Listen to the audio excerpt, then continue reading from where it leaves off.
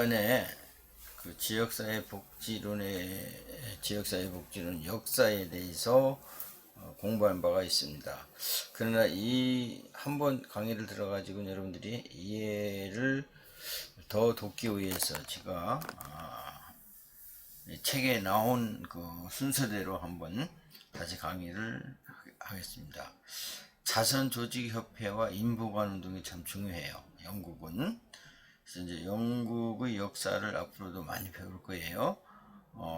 정책론에서도 배우고 또 개론에서도 또 배울 거예요. 그래서 자선조직협회라는 건, 조직가의 협회라는 건 스트리 오가네이션 소셜트리 이렇게 해가지고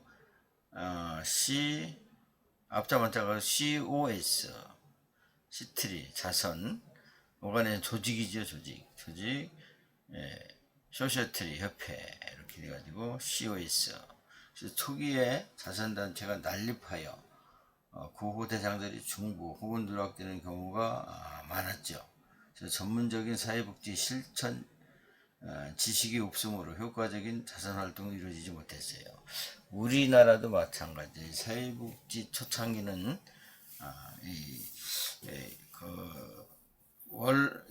요양원들이 요양원이라는 그런 복지가들에 의해서 난립되어서 큰 문제들이 많이 있었죠.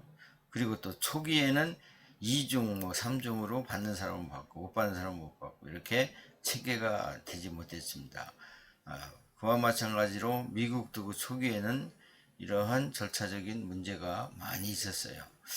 그래서 이 문제를 해결하기 위해서 어떻게 보면 복지는 효율과 효과성을 많이 강조하고 있죠. 그래서 이제 효과성과 효율성을 하기 위해서 전문적인 기술이 필요했던 거죠.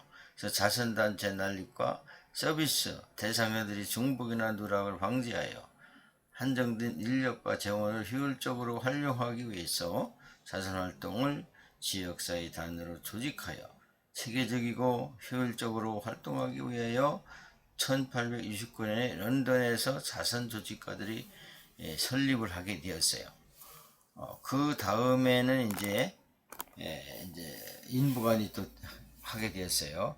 그래서 자선조직협회는 여성자원봉사자인 우회 방문은 이게 중산층에 사시는 중산층에 있는 그 복지가들의 주민들의 그 하나의 여성이었었다고 그래요.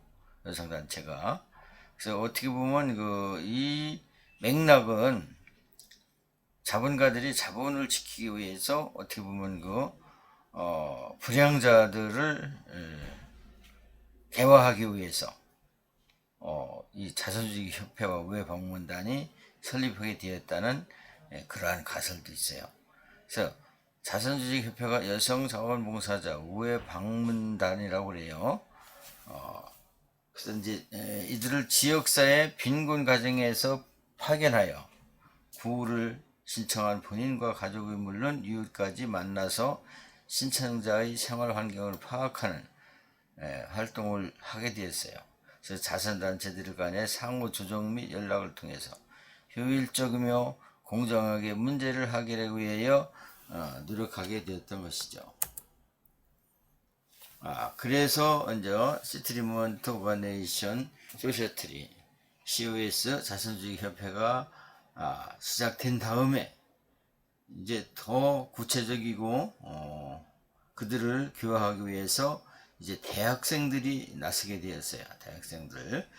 그게 바로 인부관 운동이에요. 인부관 운동은 참가한 사람들이 지식층 계층과 대학생들로 이들은 빈곤을 개인적인 문제가 아니라고 그 전에는 개인에게 나태하고 기울어서 못 살고 이렇게 노숙자가 됐으며 빈곤한 사람이 되었다고 이제 개인에게 모든 걸 증거했어요. 그러나 좀 지나서는 빈곤이 개인의 문제보다도 이러한 공동의 문제, 국가의 문제라는 걸 어느 정도 인식하게 된 거예요.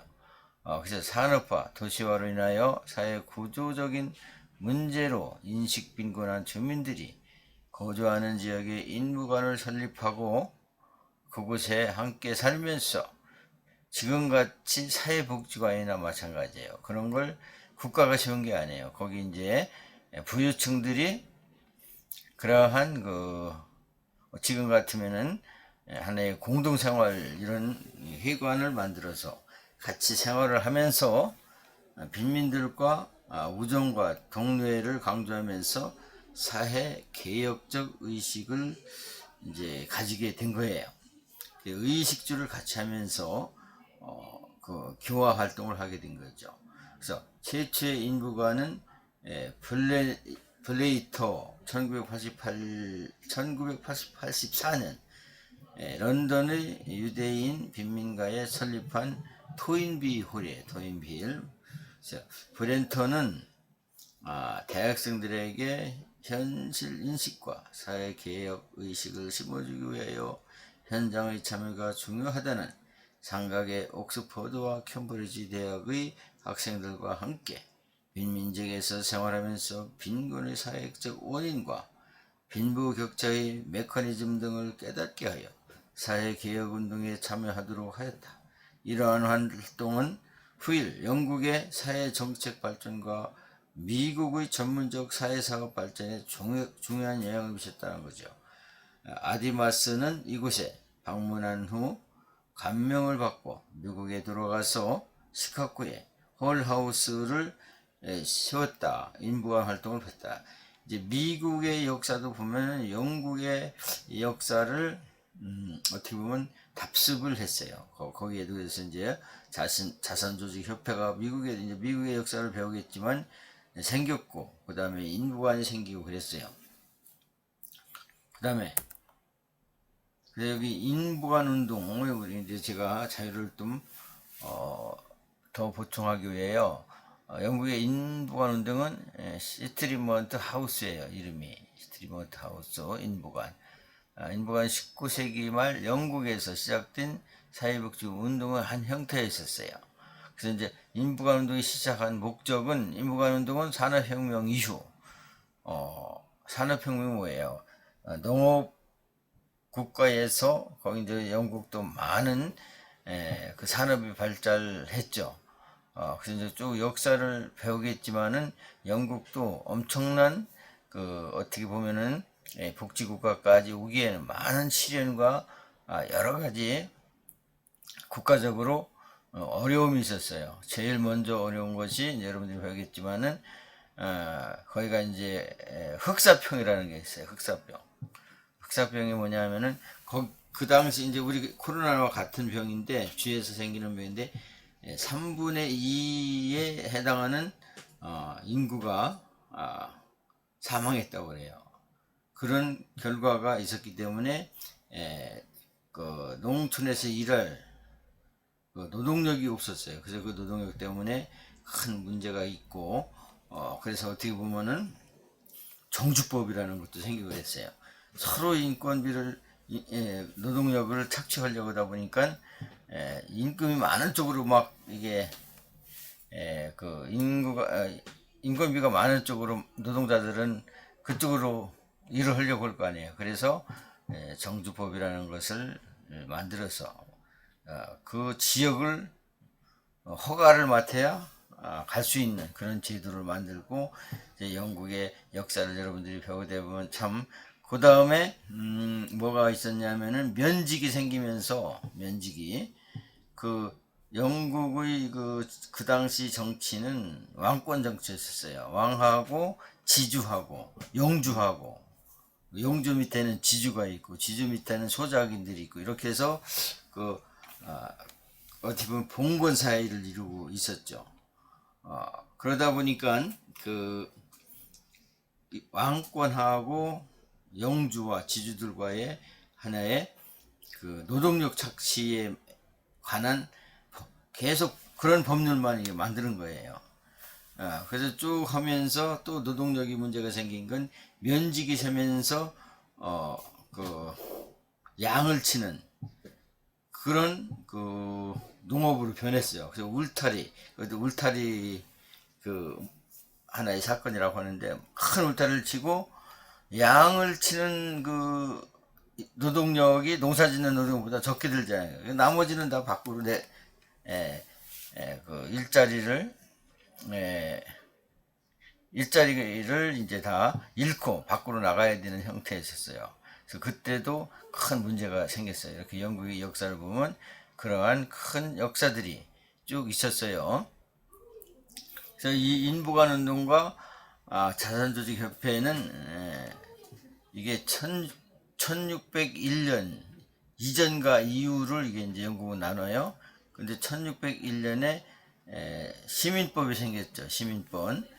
엘리자베스 시민법이 생겼는데, 그 엘리자베스 시민법이라는 건 그래도 이렇게 국민들이 못 사는 건 국가에 책임이 있다는 그러한 의식을 가진 게 엘리자베스 시민법이에요. 복지법.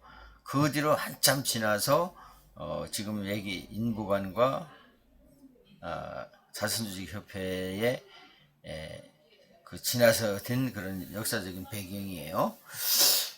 그래서 여기 다시 한번 인부관의 시작을 한번 보겠어요. 인부관 운동은 산업혁명 이후에 도시 빈민가에서 발생하는 빈곤과 사회 문제를 해결하기 위해서 시작됐다.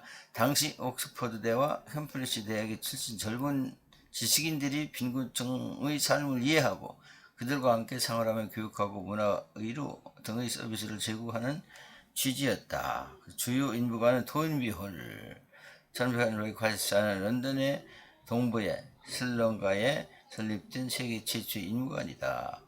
바네트의 목사가 빈민층과 중산층 지식인들을 교류를 위해 세웠으며 이후에 세계 인부관이 모델이 되었다. 인부관 운동은 단순히 물질적 지원을 넘어 빈곤층의 자립을 돕고 사회적 통합을 이루는 목적으로 큰 힘을 가졌다. 그래서 여기 보면 지역사회 복지 전개 과정이에요. 지역사회 복지 전개 과정. 지역사회 복지는 장애인, 불황인, 빈민 등 요보계층을 시설에 수용하여 보호하던 형태가 한계에 봉착하게 되면서 시작됐다. 그래서 시설 폐쇄성을 따라 인권 문제가 제기되고 지방정부와 재정 부담이 가중하면서 시설이 아닌 지역사회의 새로운 보호의 장으로 대두되면서 지역사회의 실천이 시도되기 시작하였다. 그래서 1950년대에 접어들면서 정신병원과 정신장애에 대한 왕립위원회 보고서가 제출되고 1959년 정신의생법이 제정되고 지역사회 보호법이 규정되어 형식적이었으며 재가복지 서비스 중심의 지역사회 보호정책이 전개되었던 것입니다. 시설이 수용되었던 사람들이 지역사회로 분산, 배치되면서 지역사회가 사회문제와 관련하여 개인과 분리되어 있는 것이 아니라 서로 밀접하게 관계 있는 지역으로 인식되어 지역사회에 대한 인식 전환이 이루어지게 되었다는 것입니다. 지역사회 복지 태동을 얘기하는 거예요. 그래서 보면은 이제 형성기, 지역사회의 가장 왕성했던 형성기는 영국의 지역사회 보호 형성기의 특징은 지역사회를 기반으로 한 서비스 통합과 비공식적 서비스의 중요성을 강조. 그가 내용은 세 가지 보고서를 통해 살펴볼 수 있다. 1960년대 후반에 발표된 시범 보고서라고 있어요. 시범 보고서. 시범 레포트죠. 1968년은 지역사회 보호시설의 실질적인 전환이 일어난 계기가 되었다. 둘째는 지역사회 최초 기초한 사회적 보호, 커뮤니티 베리드 소셜 케어라는 이름으로 출간된 허버트 보고서가 1971년 지역사회 복지에 영향을 미쳤고, 세 번째는 바클레이 보고서는 대부분의 지역사회 보호가 공공 및 민간의 공식 서비스에 의해 제공되는 것이 아니라 지역사회 주민들의 인과관계에서 비롯된 돌봄 네트워크에 제공된 점을 인식하여 비공식적 보호 서비스와 공식 보호 서비스 간의 파트너십을 강조하게 되었다. 그 다음에 발전기예요. 지역사회 발전기는 1980년대 복지재정의 압박으로 지역사회 보호 소지는 공공재정에 대한 재검토가 이루어졌는데 그 결과 보수당 정부의 그린피의 보고서 알려진 대체수상 때죠. 알려진 지역사회 보호행동 지침을 발표하고 이로써 지역사회 보호 서비스 분야의 복지국가 계획에 대한 내용이 마련되었다. 이는 신보수주의 경향을 받아서 돌봄의 혼합경제, 이게 이제 그 대처수상 때 이런 일이 있었는데, 그래서 생산적 복지를 해야 된다. 그냥 국가에서 복지만은 해서는 이게 안 된다는 게 어떻게 보면은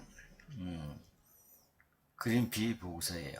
혹은 복지다운 논리를 따랐으며 1990년대 국민 보건 서비스 및 지역 사회 보장으로 제공 공포되었다. 그린피 보고서의 내용, 지역사회 1차 책임은 지방정부에 있다는 점, 지방정부의 대인 서비스 시부적 제공자가 아닌 계획, 조정, 구매자로서의 역할을 수행한다는 점, 주거보호에 대한 요건은 지방정부에서 사정된다는 점, 이런 것들이 그린피스 보고서라고 하겠습니다. 또 자선주의 협회 프로그램에 대해서 모희는 세 가지 요약을 하고 있어요. 참가 기관들로부터 보호를 받고 있는 개인이나 사례 등의 명단 작성, 사례 분석 회의를 통해 동일한 사례나 같은 가정에 관심을 가진 수많은 기관들인 인보관, 구빈기관, 아동수용기관, 아동학대 예방서비스기관, 방문간호사협회 기타 직원들이 모여 사례에 대한 원주방을 세웠다. 사회경제 문제에 관한 연구, 분석을 통하여 특정 조치를 건의했다. 인부간 운동 태동기 19세기 말 민간 사회복지 분야의 자선주의 협회와 더불어 지역사회 사업의 대표적인 운동이라고 할 수 있는 인부관이 시작됐다. 영국의 영향을 받아서 시작한 미국의 최초의 인부관은 1986년, 미국을 얘기하는 거예요. 6년에 스타톤의 코트가 영국의 토인비호를 방문한 뉴욕 설립한 리스호드 길루소라는 교육받은 사람이 빈곤한 새로운 예지민들과 삶을 함께하면서 건전한 시민 양성하려는 데 있었다. 미국의 인부관 운동의 궁극적인 목적은 미국 사회에 만연된 계급 갈등과 노사 갈등, 지역사회 수준의 조정 해결하여 사회적 조화를 이루는 것이었다. 일부 진보적 활동가들은 사회개혁 운동의 일환으로 빈민지역 임대주택 문제 개선, 연소 아동, 노동 금지, 노동자 권리 증진을 위해 노력하였다. 그 다음에 여기는 자선주의 협회와 인부관 운동의 특징과 차이점이에요. 인부관 운동과 자선주의 협회의 차이점. 여기 한번 조금 볼게요. 문제의 근원은 개인에게 있다고 봤어요. 자선주의 협회는 도덕과 결핍은 개인에게 있다. 그러나 인보관 운동 쪽에 더 나아가서 이제 좀 발전된 것도 사회 환경 요인이다. 이렇게 참여자는 처음에는 부유층이라고 그랬죠. 부유층과 상류층. 주로 그 상류층과 중류층들의 부유인들이 이제 개화 활동을 했어요. 그 다음에 거기서 나가서 지식인이 합류한 거예요. 인부가 노릇된 이제 중산층과 함께 지식인이 포함되어 있고, 활동 목적은 자선, 빈민층, 구단체 간 업무 조정, 빈민층의 구의준 근절, 여기는 계급 및 노동 갈등을 지역사회에서 조정, 사회적 갈등 해소를 했고, 이념, 사회 진화론적 적자 생존의 원리. 이거는 이제 어떻게 보면 힘의 논리죠. 그러나 이쪽에는 인부관 쪽은 국가가 책임이 있다는 거예요. 자유주의, 기독교, 사회보건, 급진주의, 계몽주의 이런 사상을 가지고 있다. 사회 문제 접근은 빈곤층 개조, 상황 역부정적인 여러분들이 자선조직협회와 인부관운동의 특징 차이점을 한번 잘 살펴보았으면 좋겠습니다. 그 다음에 형성기 지역사회 복지협의회가 생겼고 지역사회의 조직화가 생겼단 말이에요. 그래서 미국에요, 연방정부 차원에서 사회복지에 대한 계획과 조정의 필요성을 인식하여 국가계획위원회 활동을 하게 되었습니다. 공공민간 부분 간의 상호협력 시작, 사회문제와 관련된 사회 서비스에 관심이 집중되면서 지역사회 복지협의회가 등장하게 되었고, 두 번째로는 지역사회 조작화, 다양한 사회 문제와 빈곤 문제 해결을 위한 방법으로 개인이 아닌 지역사회 조작화 사업을 추구하고, 이는 인부관 운동에서 영향을 받았다고 볼 수 있다. 알린스키의 기여, 지역사회 조직을 모색하는 데 빠질 수 없는 그러한 학자예요. 참고하시면 되겠고, 알렌스키 지역사회 조직화를 위한 핵심 전략은 조직체는 민주주의적 의사결정과 토착적 지도력 소중히 여길 것이다. 조직체가 모든 구성원들에게 개방될 것이다. 조직가는 그 지역의 전통적 지도자와 조직체들로부터 지지를 확보할 것이다. 싸우지 않고는 권력층을 움직일 수 없고 갈등 전략을 사용할 때 가장 큰 것으로 취할 수 있다. 가시적인 승리를 위해 싸울 것을 등을 강조하고 있다. 이런 게 알렌스키의 지역사회 조직화를 위한 핵심 전략으로 이렇게 이론을 내세웠어요. 근데 지역 공동모금제도가 이제 생겼어요. 저 1차 세계대전은 공동모금제도의 발전을 촉진제 역할을 하였다. 해외에서 구호와 전쟁으로 인해 야기된 복지 수요가 400여 개가 넘는 전시모금회를 만들게 되었고, 다양한 사회복지 활동을 수행하면서 각종 모금 활동이 활발하게 진행되는 과정에서 모금 창구의 단일화에 회계의 투명성의 문제가 제기되었다. 기업들과 거액 기부자들이 지역 공동모금기관을 만드는 데 중요한 역할을 하였다. 이게 책에 있는 내용이에요. 그렇기 때문에 제가 한번 쭉 점검해 드리는 거예요. 이제는 기부자들이 영향력 하에 있었기 때문에 지역 조직 사업과 같은 지역 계획 프로그램보다는 서비스 제공 사업 위주로 지원하여 보수적이라는 비판을 받았는데, 오늘날 사회 모금 공동모금회가 출발이라는 데 의의가 있다. 또 공공복지 발전이에요. 미국 역사를 보는 거예요. 지역사회 세계 대공황과 제2차 세계대전 인하여 사회사업뿐만 아니라 모든 사회제도에서 큰 변화를 갖게 되었죠. 이 시기에는 지역사회 복지사업 영향을 미쳤던 사회적 영향을 살펴보면 다음과 같다고 얘기하고 있어요. 첫째, 대공황의 여파로 실업이 급증하고 금융계가 도산하고 직과 농장 및 영세사업 등을 잃은 국민들이 대폭 증가되었고, 대공황을 타개하기 위하여 경제와 사회 분야에 대한 정부 개입이 확대되었고, 대공황은 노동 조합운동이 활성화가 하였고, 뉴딜 정책으로 인해 흑인에 대한 취업기회와 복지 혜택 상당한 신장이 되었다고. 과거 백인들이 점유했던 정부 요직 흑인들이 진출할 수 있는 기회가 늘어났다. 뉴딜 정책 아시죠?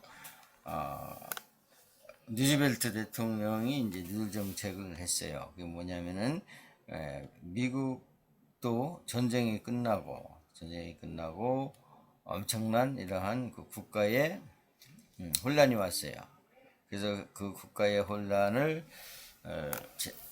재건하기 위해서 뉴딜 정책을 썼다고 그랬어요. 그래서 이제 일단은 실업이 없어야 되잖아요. 그래서 이제 국가에서 일자리를 만들어서 일자리를 주고, 일자리를 줌으로써 임금을 받아 그 임금으로 또 상품을 사고, 또 의식주를 해결하기 위해서 시장 경제가 들어감으로써 그 나라가 다시 재건되는 현상을 만들었던 게 뉴딜 정책이에요.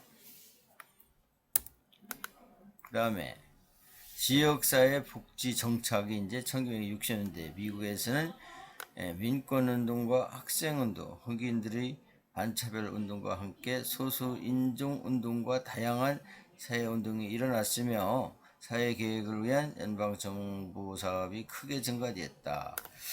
그래서 빈곤 문제가 인종 문제가 결합되어 미국은 다민족이죠. 사회적 쟁점으로 부각되어 빈곤 전쟁이라는 정책을 통해 사회복지 문제에 대한 연방정부의 책임이 더욱 확대되었다.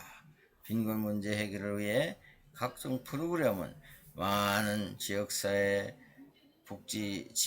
복지사들을 관심을 불러일으켰고, 헤드스타트 프로그램, 헤드스타트 직업훈련을 얘기하는 성인교육, 그 다음에 농촌 주민에 대한 부조, 법률 구조, 보건, 주택. 그러니까 스타트라는 거예요. 처음부터 같이 갈 수 있는 그러한 프로그램을 만들었다는 거예요.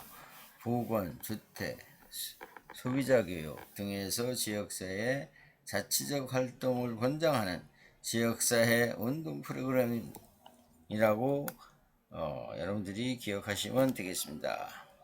그 다음에 지역복지 최근 현황이요. 1970년대 초반에 발생한 세계적인 석유 파동과 심한 인플레이션의 여파로 경제 성장이 위축되면서 신자유주의와 신보수주의 등장으로 사회복지에 대한 정부의 지원이 축소되기 시작했다. 정치적으로 작은 정부를 지향하면서 반복적인 경영 강화로 복지에 대한 연방정부의 책임이 지방 민간기업, 가족 중심에 두는 영향을 변화를 가졌다. 그래서 사회개혁, 지역사회개혁을 위한 전문 사회복지 방법을 했다. 이 당시 이제 국가가 어려우면은 국가에서 경제 활동을 하게 해준다는 게 이제 케인즈의 경제학자의 이론이에요. 근데 그렇게 했어요. 국가가 어려울 땐 대출도 해주고 정치할 수 있는 정치 자금도 풀어주고.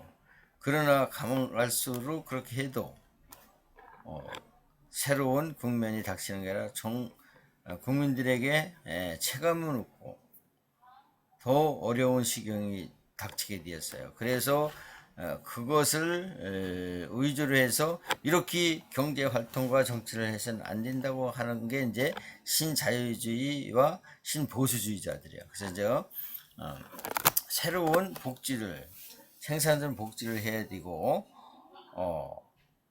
어떻게 보면 국가가 이렇게 해서는 안 된다는 그 신보수주의들의 정책이 다시 복지 문제를 수정하게 된 것이 신자유주의와 신보수주의자들이다. 이렇게 기억하시면 되겠어요.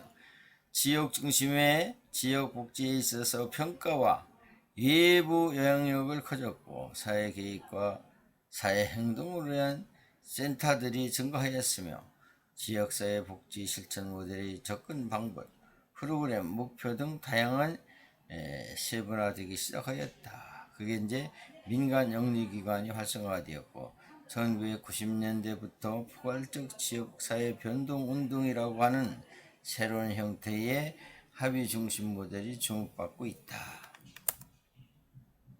그래 이제 우리 한국을 얘기하는 거예요. 한번 한국을 보고 마치는 걸로 할게요. 일제 강점기와 지역사회. 우리나라가 일제 강점기가 있었죠. 일제 강점기. 그 사회복지관의 모체라고 할 수 있는 인부관은 20세기에 들어와 서양 선교사들에 의해서 설립이 되었어요. 그게 바로 최초의 인부관은 미국의 감리교회 선교사인 카노셀이라는 선교사의 방편으로 원산에 세운 반열방이에요. 1900년에 가장 최초로 태화복지관보다도 빨리 세워진 게 이제 반열방이라는 평양에 세워졌어요.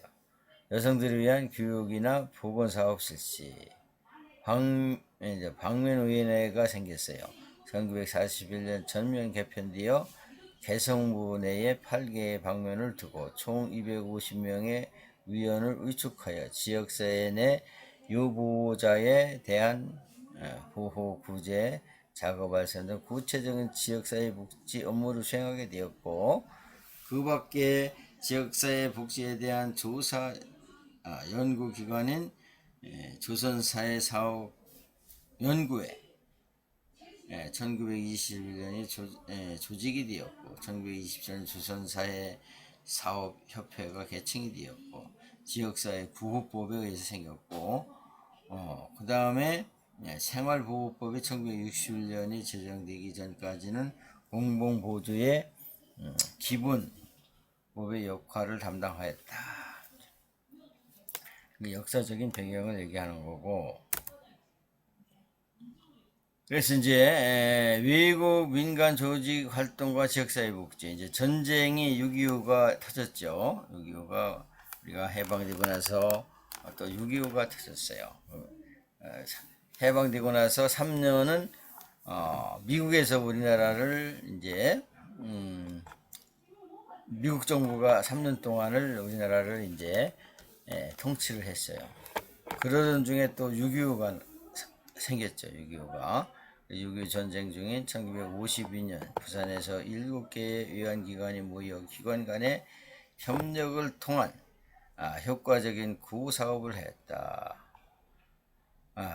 연합조직이 필요하다는 인식에서 외국 민간 원조단체 한국협의회가 생겼고 연합회는 각 기관들이 한국에 대한 기여와 봉사활동 증대가 되었고 강화하기 위해 회원 간의 상호협력에 의한 보건사업, 교육, 구호 및 지역사회 개발 등의 분야에서 정부기관과 유대를 갖고 효과적으로 협력, 통합된 단체로서 사회복지 활동에 대한 영향력 역할을 하였으며 전문적인 사회복지 사업을 전개하였다. 1964년까지 70여 개의 기관들로 늘어나다가 1970년대에 접어들어 경제성장 등을 계기로 대부분의 의원 기관들이 철수, 그들이 하던 사업들은 한국인들에게 이전되었다. 또 지역사회 개발 사업이 생겼어요. 새마을운동 1970년대 기억하실 거예요. 새마을운동 사업은 전환되어 지역사회 복지 실천을 위한 기반이 되었다는 것이죠. 그것은 근면 자주 협동을 기본으로 새마을운동 농한기에 농촌마을 가꾸기 시범사업 형태로 시작되어 농촌의 생활 환경 개선 사업에서 시작되어 소득 증대 사업으로 확대, 도시에서는 의식 개선 운동으로 전개되었기도 하였다. 새마을 운동은 농촌의 지역사회 변화에 큰 영향을 미쳤지만은 민간의 자주적인 협동 노력이 아니라 관조도의 강제적인 운동이라는 점에서 지역사회 복지를 위한 노력의 일환으로 분명한 한계를 갖고 있다고 볼 수 있다. 1987년에 새마을운동을 통한 국민적 화합과 서울올림픽의 성공적 개최 지원을 강조한 것이 특징이다. 1988년 제6공학이 들어들면서 새마을운동이 원래 추구했던 이념 및 목표와 달리 정치적인 목적으로 오용되거나 관변운동이라는 비판도 갖고 있다. 그다음에 이제 1980년대를 보겠어요. 1980년대에 들어서 지역사회 복지가 큰 전환점을 맞게 되죠. 이 시기는 제5공학인 국정지표인 복지사회 건설을 추진하기 위해 생활보호법을 전면 개정하여 강력한 복지정책을 추진하기 시작한 시기로 지역사회 복지관과 지역사회 복지관을 많이 설립했죠. 이렇게 그래서 공공주택도 많이 설립하고 이렇게 복지 정책에 많이 추진을 하게 되었어요. 그래서 재가복지 사업 서비스 도입하고 사회복지 전담요원 제도가 생겼어요. 그 다음에 지역사회 행동 모델 확대 등 구체적인 복지 시책이 실시했다. 그래서 장애인, 노인 등 민간 차원에서 사회복지 수급 대상자 중심의 다양한 자조 집단들이 출연하여 사회 정보 교환과 권익 옹호 활동을 적극적으로 펼쳐나가게 되었던 것입니다. 우리 한국의 역사. 그래서 여기 보면 1990년대 이후에요. 1990년대 이후는 지역사회 복지, 지역 중심의 강조와 전문성 강화 등을 기초로 하여 실질적 변화를 맞고 있었다.